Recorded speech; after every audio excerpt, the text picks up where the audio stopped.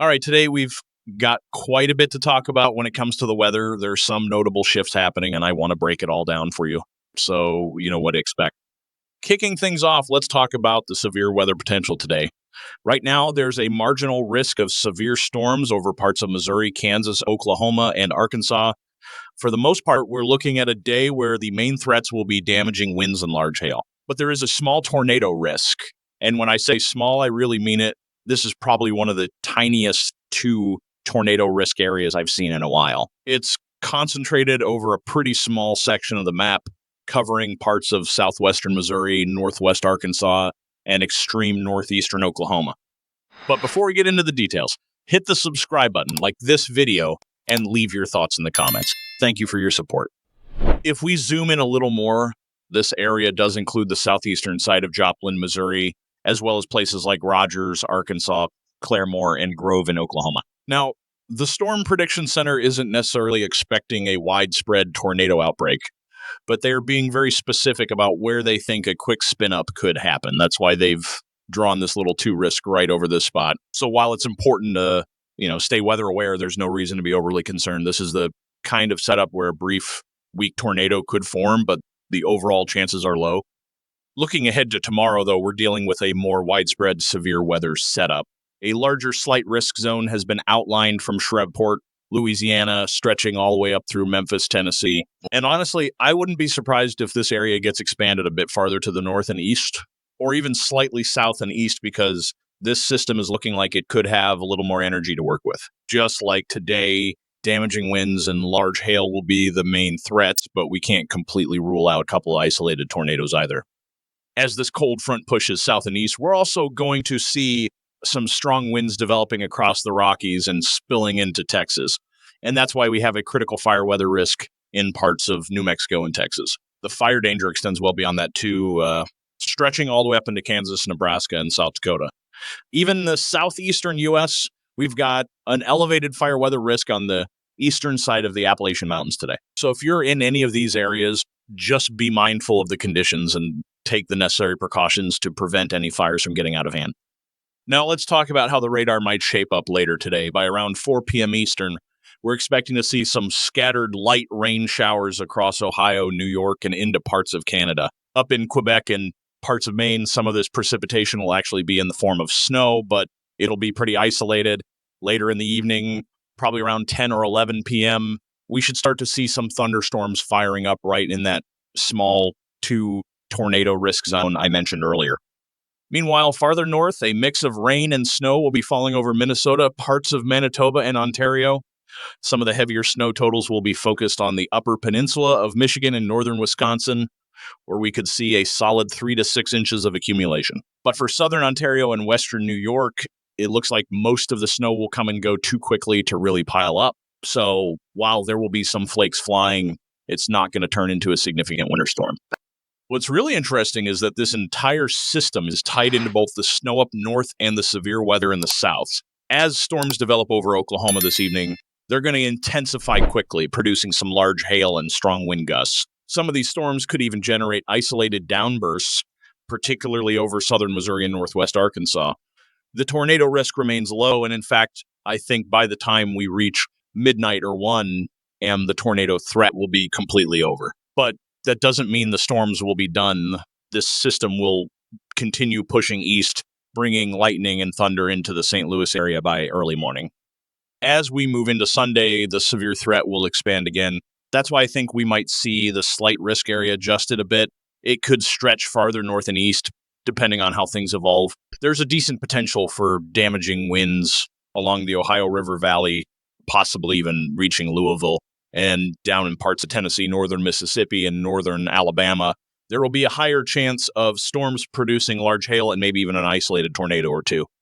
Something else to watch for is a developing squall line, which could move through eastern Kentucky and down into middle and eastern Tennessee. This line of storms could cause some significant wind damage, even in areas that are only under a marginal risk. So even if you're not directly in the higher risk zone, don't let your guard down.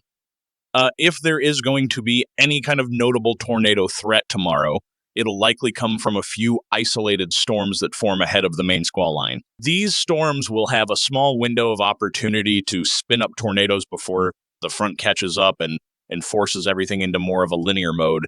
But once again, damaging winds and large hail will be the bigger story. And then as we head into Monday, the severe weather threat shifts towards southeast Georgia, northern Florida, and the Carolinas. But compared to the storms we've been dealing with recently, this one looks a lot less intense. Now, let's take a step back and look at the bigger picture. The reason we're seeing all this activity is because of a dip in the jet stream, which is fueling both the snow up north and the severe storms down south. But once the system moves out, we're going to enter a more stable weather pattern, at least for a little while. When I say stable, I don't mean completely quiet, but the jet stream is going to settle into a more stationary position for a few days. That's going to lead to a strong ridge building over the western U.S., where temperatures are expected to climb well above average. Places like Arizona, Utah, California, and Nevada could see near record heat, while the Ohio Valley and the Northeast will stay cooler than normal for a bit longer. Phoenix, for example, could even hit 100 degrees at some point this week. This ridge just keeps looking stronger and stronger the farther out we go, and according to the Climate Prediction Center, this pattern could last all the way through April. This kind of setup usually leads to quieter weather overall.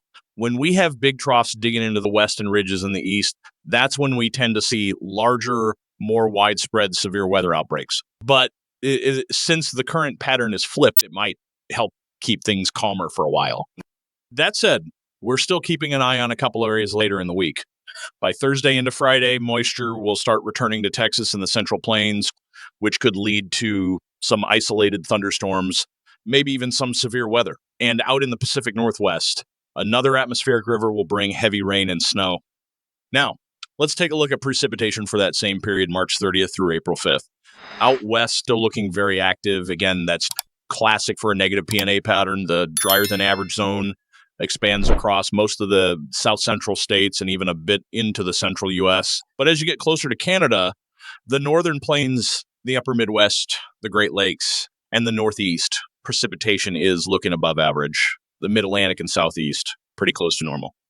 Now, if we step back and look at what's already happened over the past 20 days, we have had some colder days recently, which has helped cut back on the intensity of the warmth. Looking at March 2nd through 22nd, we can see below normal temperatures in the west. That's once again been that negative PNA pattern at play. That's been a big driver of all the warmth in the central and eastern U.S. Now, I do think this is going to shift temporarily, but by the tail end of March, maybe those last 2, 3, 4 days, I think we're probably going to warm back up again. And when all is said and done, I expect the entire month of March to have looked a lot like this when we analyze the big picture. Now, could we start April on a cold note? Surprisingly, yes. We're going to look at that in the models in just a moment. So let's go ahead and bring up the European model, looking at Saturday afternoon, March 22nd. So today we've got a low across the northern plains, bringing snowfall to the Rockies and some light snow to parts of the northern plains as well. We're also seeing some snow showers in the mountainous northeast, but really nothing major until we get into the overnight hours. That's when we start to see some severe thunderstorms developing in Texas, Louisiana, Arkansas, Oklahoma, Kansas, Missouri, Illinois, Indiana, Kentucky, and Tennessee. That activity will likely push into Mississippi and Alabama as well.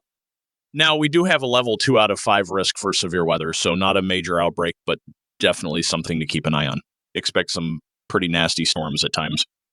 As we go into Monday afternoon, thunderstorms will still be hanging around the southeast Texas, Louisiana, Mississippi, Alabama, Florida, Georgia, South Carolina, North Carolina, and Virginia. In the northern part of that zone, probably more showers than anything, but down south, you could still hear some thunder. Meanwhile, a low-pressure system over the Great Lakes is bringing some snowfall to that region, along with parts of Canada and the Northeast. Jumping ahead to Tuesday, the 25th, we see one of those colder days show up. Not much in terms of precipitation, but we've got a huge ridge in the west and deep true in the east. So colder air dominating the region for the day. Fast forward into April 1st, and something interesting pops up. The jet stream kind of flattens out, which could signal a pattern reset. Now, here's something weird I've noticed. And if you watch my videos regularly, you've probably heard me mention this before, but for some reason, the first of the month often brings about a pattern change. Obviously, the weather doesn't care about our calendars, but it's just a weird trend I've picked up on over the past 6 to 12 months. And then get this, the GFS model is trying to paint a full-blown mid-Atlantic snowstorm around March 31st into April 1st.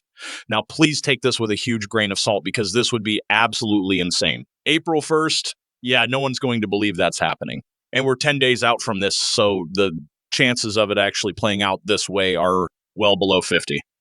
But hypothetically, if this setup were to happen, we'd be looking at a major coastal storm bringing snowfall from Kentucky and West Virginia through Virginia, Maryland, Pennsylvania, New Jersey, and even parts of New England. Again, super unlikely, but the models are hinting at it. So that's where we stand right now. If you enjoyed the update, make sure to hit that like button, leave a comment down below, and of course, subscribe if you haven't already. I upload every single day, so if you want to stay in the loop, make sure you've got notifications turned on. Thanks for watching, and I'll see you in the next one.